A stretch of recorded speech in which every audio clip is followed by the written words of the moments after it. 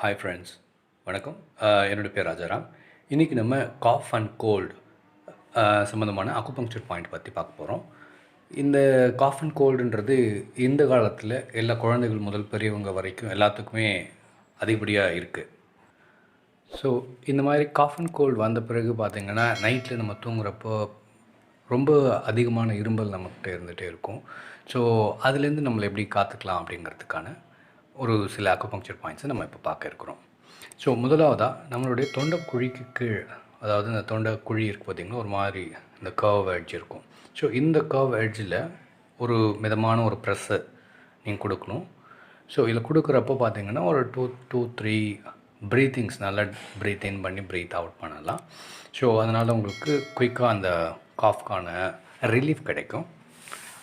அடுத்தது இந்த இந்த சைடு ரிப் இருக்குது பார்த்திங்களா. ஸோ இந்த 2 சைட்லேயுமே நீங்கள் கையை வச்சுட்டு இந்த மாதிரி ப்ரெஸ் பண்ணலாம்.